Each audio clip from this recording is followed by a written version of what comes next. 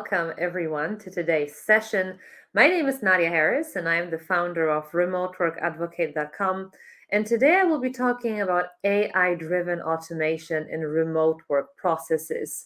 I think it's a very valid topic in today's world because we obviously see that remote work is revolutionizing workplaces all over the world, but at the same time, we see that AI is also a trend. Whereas I say that remote work is not a trend, AI is a trend, but also something that becomes part of our daily life in our workplaces, especially if they're remote.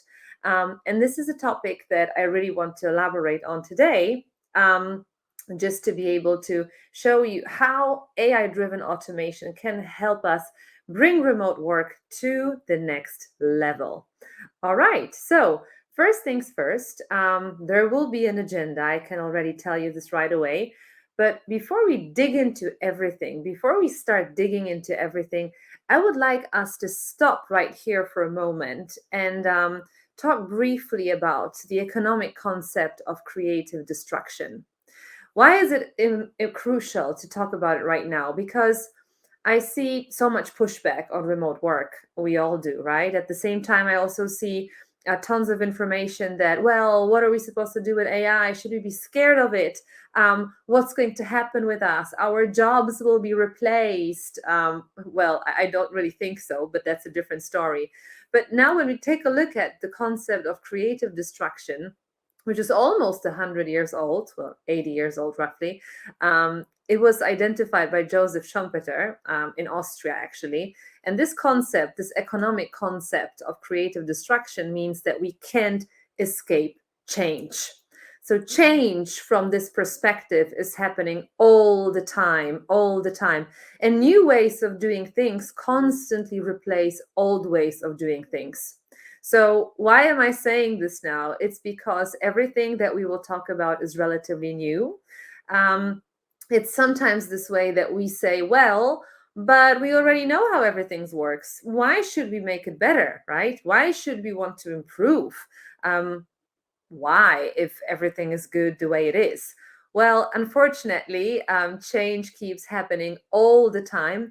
And just a really interesting thing to tell you as well is that today, when we talk about the jobs that we have today, you have to know that approximately 100 years ago, statistically speaking, and so there is data that proves it, 60% of today's jobs didn't exist 100 years ago. Okay. Has it affected us? No. Did I feel the difference? No. Okay. So now when we take a look at AI becoming part of the workplace, especially when we talk about remote work processes, it's going to be improvement that we will start seeing on a daily basis. So don't push back. Don't say, well, we don't really know what it is, but let's see how we can bring remote work to the next level together. So as I've said, take a deeper look at it. You can research this concept and see that it's actually true and it's very valid. It's happening all the time. So now we are actually attending a remote meeting. So although it's a webinar, it's a session, it's a presentation, it's still a meeting. And there's one of the golden rules of remote work is no agenda, no attenda. So there has to be an agenda. There is no other way. And so 3 crucial topics that we will touch on today are the following ones. What does AI have to do with remote work? So why AI and why remote work? Okay, AI improves working processes, but why remote work? Like, where's the connection here? Like, why are these 2 things connected, despite the fact that I said that they're both, well, driving change in the workplace? What's the potential of AI within remote work? So if you already think that we are rocket stars within remote work, then we can still be better. Okay. And also the third subtopic, so to say, is going to be all about developing a culture of experimentation. Okay. Because AI is not something that we will be able to learn overnight, but it's actually something that will take some time, and we will have to figure out for ourselves if this is working within our team, within our company or not. But how do we find that out? Only if we start experimenting. So I will be sharing also case studies, real life experiences that I face on a daily basis within the companies that I work with, where AI is becoming our bread and butter. All right, so first things first, what does AI have to do with remote work? That's going to be a no-brainer. AI and remote work don't need a place to work. Okay? It's that simple. It's literally that simple. Okay? So whenever I see companies that are saying, well, we are super innovation driven, but then we want everyone to work in offices, and we embed AI in our processes, yes, then I say, well, but there is no logic behind it. So, as I've said, remote work is about innovation, and AI is also about innovation. And so, the common thing is that what's going to matter here is the output, is the efficiency, is the common sense, right, of working the right way, okay, of working smart, in other words. And this is how these two components, so remote working with the human touch, with us people, with everything that we do, and with AI that also is location independent. This is how we can create an amazing environment where AI is going to be one of the crucial components to help us do the meaningful work, the work that really requires our deeper thinking and that differentiates us from AI, from artificial intelligence. All right.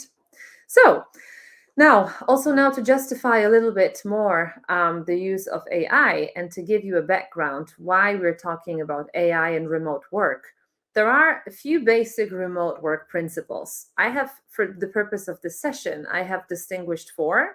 There may be more. I mean, the list can be really long. We can be talking about it for a long, long time. But the four basic ones that happen in every mature remote team, and I believe that they actually should happen in every team and every company, no matter if it's remote, hybrid, or office based. I don't care. But that is just, I would say, one of the basic rules that I believe helps a lot with efficiency. And this is documentation. Some even call it over documentation. So I remember back in the day when I wasn't a remote worker, which was roughly 10 years ago, I remember I heard the following words: what's not on paper doesn't exist. Okay. And the same thing is here with remote work processes, procedures. Okay. Building a single source of truth, right? Which may be our handbook, the way we work, everything. So it has to be documented, our processes, our performance, everything that we do, our goals, our deliverables, our OKRs, our KPIs, everything. If it's all documented properly on virtual paper, right, and we have tons of tools to do this, then that is exactly the way it should be. Because if it's documented the proper way, then we can move on to the second principle, which is asynchronous communication. So asynchronous, I think that most of you that are attending this session, you know what that is. But in case someone doesn't, then I will tell you very briefly. Asynchronous communication is all the communication that doesn't happen real time, okay, in real time. So that means that I'm sending something to someone, some kind of message. It can be verbal, it can be written, and that person isn't responding to that message right away or doesn't read this message right away, right? And again, it's only going to be really efficient if we have the context of the message. And the context is the documentation, right? So we can share a process, we can share some goals, some questions around the deliverables that are documented, okay? If they're not documented, our asynchronous communication will never be efficient. And then automation. In addition to that, we have tons of tools on the market, okay? And especially what's interesting now when we talk about AI, we when we think about AI, we think Chat GPT, okay? So this is actually generative AI, right? And generative AI is actually, I would say, in most cases, what the session is about, okay? So it's all the things that AI can really become our assistant within our daily tasks. But when we talk about automation, when we look at all the tools that we have on the market, from project management to all the chatbots, everything literally, well, many of them were already AI powered before, okay? When you think about Siri, for example, right? Even when you think about Alexa, I don't know if anyone uses it these days. And that was also AI, right?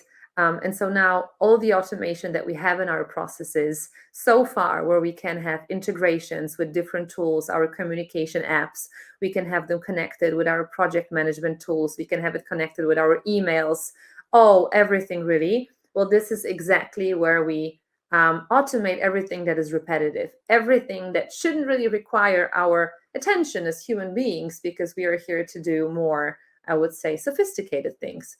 And then last but not least, one of the principles is also smart working. So performance first, okay? That means performance first, literally, okay? So it doesn't matter, from a productivity perspective, it matters whether I'm being productive, whether I'm being able to deliver something within a concise time frame, for example, or not. But then it doesn't really matter how much time I'm spending. We are not talking about a 9 to 5 approach. We are talking about smart ways of working. I work when I feel most productive, right? I also work and I allocate my resources where I know that it makes sense. Where it doesn't make sense, in order to boost my performance, I will be able to use AI, okay? So those are the remote work principles. And this is exactly where AI becomes part of it and helps us make it much better. Why? Because when we look at documentation, when we look at the tools that we have currently on the market, there are tons of them. I will mention some of them, not to advertise any, but actually to say that, yes, this is happening. And many of you have for sure already noticed that. So, for example, in terms of Notion, right? Really interesting. We already have AI powered pages. We can create them, right? So that is really interesting as well in terms of documentation. When we look at different project management software, it is also possible to have it analyzed by AI to see what the productivity looks like, and so on. The same thing about communication. That's really interesting. I'll also talk about it. So basically, this is something that we start seeing in our tools. It's already starting to be developed, okay? And this is that helps. That's everything that really helps us in working smart. So I've said a little bit about it already, but now when we have remote work, and we already know what the essence of remote work is, now we think about AI, okay? Where does it jump in? It jumps in literally into everything that we do, because we can create better documentation. It helps us. It summarizes our processes, for example, beautifully, right? It gives us additional context, right? It can automate our processes, because, as I've said, now there are even different tools on the market that whenever we work on one document and we have this AI tool embedded, so to say, into our systems, it gives us suggestions what else we may need with what we should be working with in order to be more productive, right? We can analyze data better. And this is actually a total, I would say, deal breaker for me, because in the past, especially in companies that are data driven, and I believe all companies should be data driven no matter what, okay? Absolutely 100%. Then AI really helps us analyze it better. So in the end of the day, it's us human beings who will perform the entire analysis, but AI is going to be the component to actually do all these calculations very, very, very quickly. And you see, we cannot compete with it, okay? If we do formulas in Excel to do some basic calculations, to actually put them in will take us more time. All right. If we want to use calculators, it's going to take us too much time. But if we use AI, it's going to be extremely quick. So when we talk about basic mathematical tasks, then on average, AI is 5 times quicker. All right. So, and in other words, if we sum up everything that I've said, we will know that with AI, we can be much more productive, okay? Because we can allocate our own resources wisely. So I also said that there will be some case studies, so to say, remote work and AI case studies, and I want to talk about it to tell you how it can really help us improve the entire working experience, okay, for everyone. And so I would like to start with something that is called proximity bias. I don't know if you heard about the syndrome of proximity bias. If you haven't heard about it, well, you still have it. that's the good news. The bad news is it's not a good syndrome to have, but we all have it. I have it too, although I've been remote first for a long, long time. That means that if we can touch, see, feel something, someone, when we talk about workplaces, that we tend to give preferential treatment to this something or someone, okay? And this is a huge problem in remote teams and in hybrid teams and flexible working teams these days, okay? Because we don't see each other. And it is, I said, proximity bias, it is a syndrome that we all have because it comes from thousands and thousands of years ago when we used to live in tribes with other people, and being part of a tribe, being close to others helped us survive. Okay, if we were alone we wouldn't survive. So that's why I've said it's almost literally kind of embedded in our DNA. Okay, but when we have AI and when AI helps us analyze all the data, it helps us make smart decisions, it is in the background, it eliminates this bias, right? When we sometimes have managers, and I hope you're not one of them or you don't work with managers like this that check whether you have your green light switched on Slack, for example, right? Oh, this person is working because I see this green light. This is actually proximity bias. This is a new level. It's virtual proximity bias because I still want to see tons of meetings over and over and over again. This is also proximity bias because we believe that we will work better and we can communicate better if we are going to see each other. It can be virtual, right? Okay. But if we have AI and it really helps us with all the processes and everything that I've told you, then it turns out that proximity bias is irrelevant because here we have the data. Here we have the information. It tells us everything about someone's performance. It even helps us with engagement, okay? And I've had that a lot, and I'll also tell you about it in a moment. AI helps us within remote project management, as I've said. So when we have an entire project management team, we have our team members, we use a certain tool, right? We can actually ask AI for help and say, okay, what we want to find out is how do we allocate all the projects? Now, how are we going to see whether our project is profitable, okay? And how our team is working? What is the timeline based on the number of tasks that a person has when AI can anticipate when this is going to be completed? Okay, what's realistic? Okay, and also when we see, when we have our boards, for example, even our Kanban boards, whatever that is in our tools assigned, we can also ask AI for improvements. Okay, what could we do better? And AI is going to take a look at it and help us analyze, right? So, I mean, from my perspective, whenever I do that myself, then and I do perform this in several actually scenarios. It really helps me, so to say, spit out all the crucial information, all the data. It's not like I rely on AI 100% in terms of making a decision. I take a look at it and I'm like, oh, okay, here we go. The decision is clear. Oh, I ask AI what I am supposed to do. No, I absolutely don't do it this way. I just ask it to analyze very basic information, data, numbers, draw very basic conclusions. Okay. Sometimes, even when I perform experience surveys among team members, sometimes the teams are big and they're like over 100 to 300 people. Imagine that I would have to sit down and analyze everything on my own. And obviously, those are remote teams. Okay, I would need really days, if not weeks, to be able to make all these conclusions and, start calculating things. But because of the fact that I have AI, obviously, I also have to kind of make sure that there is no data leakage. And from a data security perspective, you have to keep an eye on all this because what I'm telling you, it depends how sensitive the data in your company is. So sometimes you kind of have to make it anonymous as well, depending if the tool is part of your infrastructure or you're kind of using an external tool. So keep that in mind, please. And then I ask AI to analyze everything, to give me the numbers, to tell me what is the general outcome, okay? To group the responses so that I can see and make business decisions based on that, and also discuss it all within the business. So it is literally like a personal assistant sometimes, okay? And I think, well, those are the roles that AI in the end of the day could replace, not only in remote teams, but actually in all teams, because in the end of the day, as I've said, remote work and AI is a powerful couple because it helps us work smarter. Okay. So now let's talk very briefly about AI powered remote work tools. And so I don't know if you have used AI powered meeting transcription.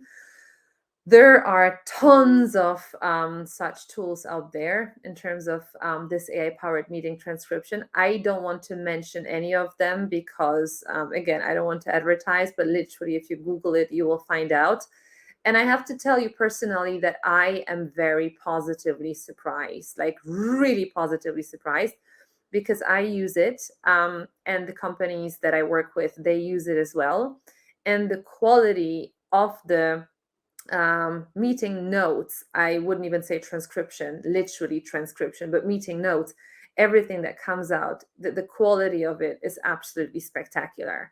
So it is this way that if you're sitting in a meeting, it's not going to transcribe each and every single word that you're saying, but it's also going to recognize, well, who said what. You obviously have also a name assigned when you attend the meeting, what the action steps are, what has been discussed, what the next steps are, what the conclusion is of the meeting. It gives you a document where, in the end of the day, someone who hasn't attended the meeting, they look at it and you see, and you're like, wow, okay, well, this is actually the crucial information. Sometimes we have to pay a little bit attention to it to make sure that everything is really correct. So I suggest that, you don't rely on it like 1,000,000%, that you just download it and send it to someone. I would say take a look at it, because sometimes there may be tiny bugs. Remember that this is still something very new.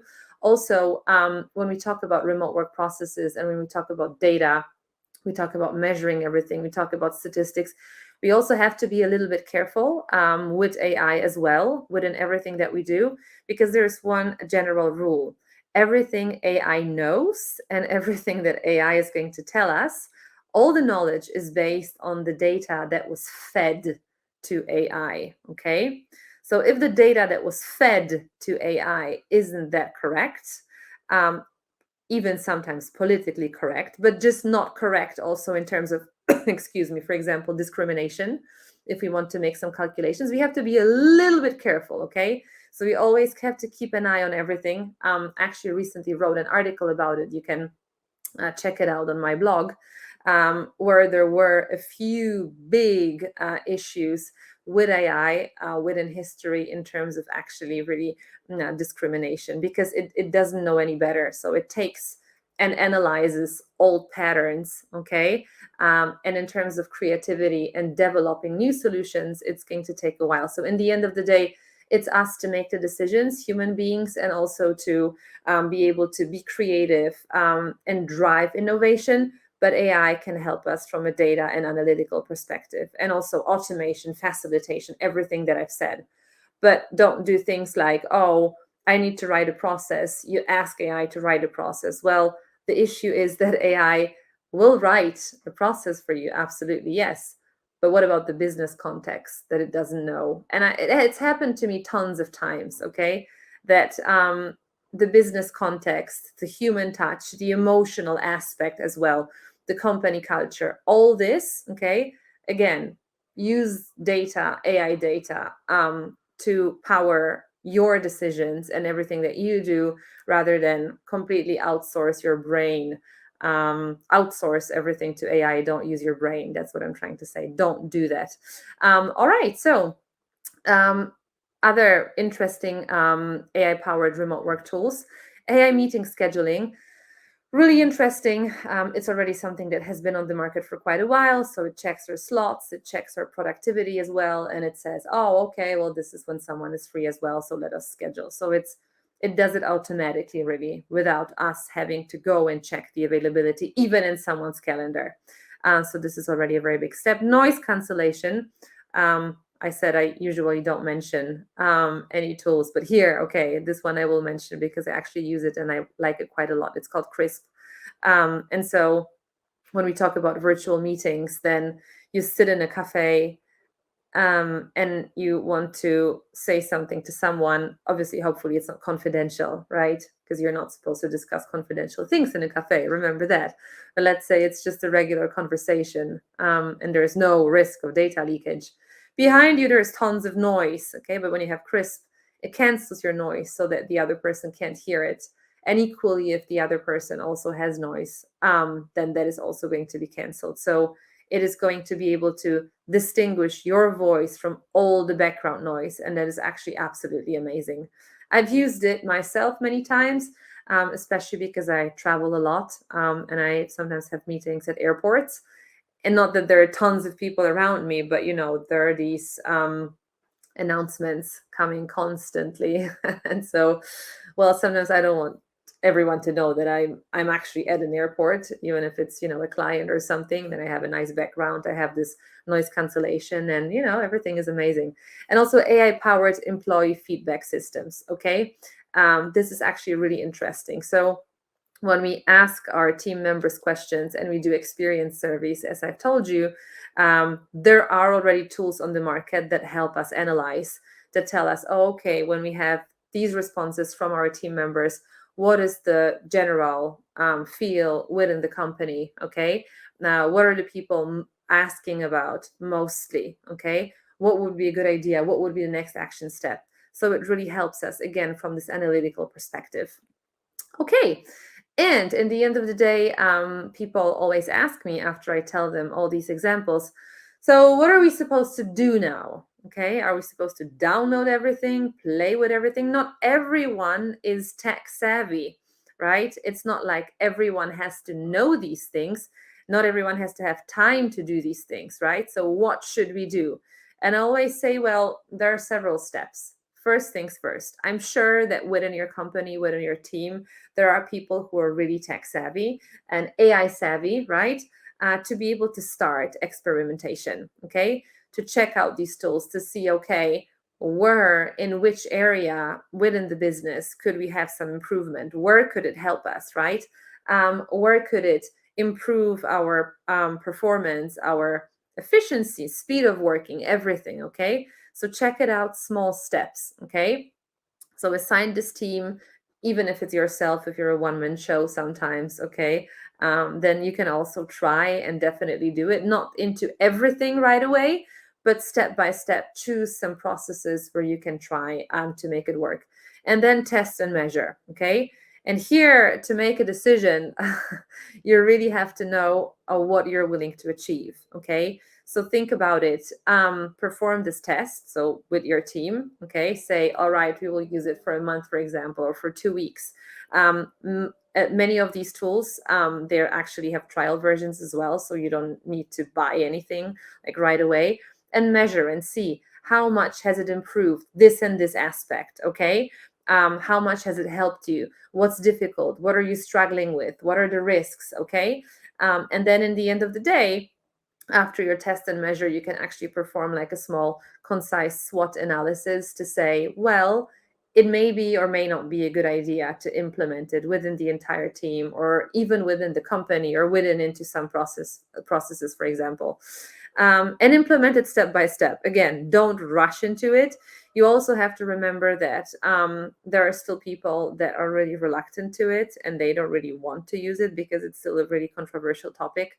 So I would say step by step, show everyone how it can help, how it can help them be happier at work. So what's interesting, let me tell you this anecdote here. Accountants, okay?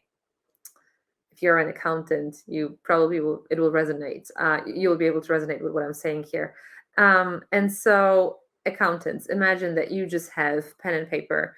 Then imagine that you just have a calculator. And there was a transition when there were calculators before software started really taking over the market, accounting software.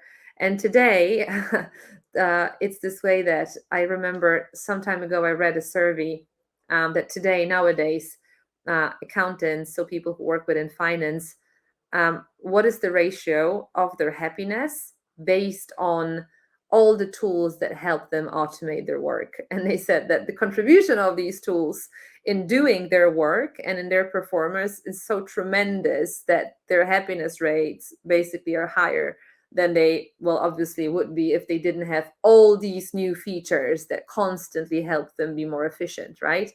um, well, so that is it, so it's nothing to be afraid of.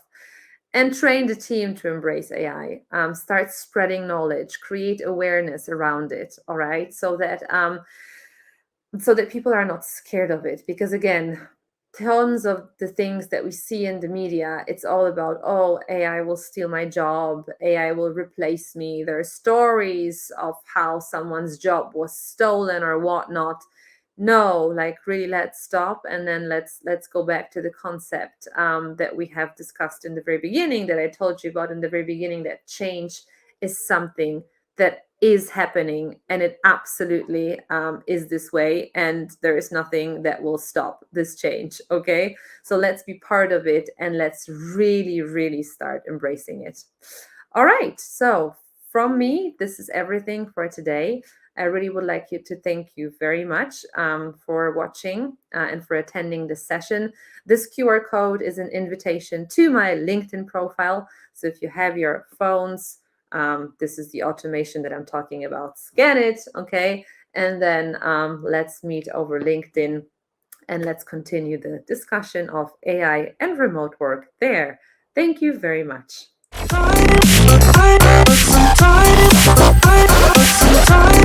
Time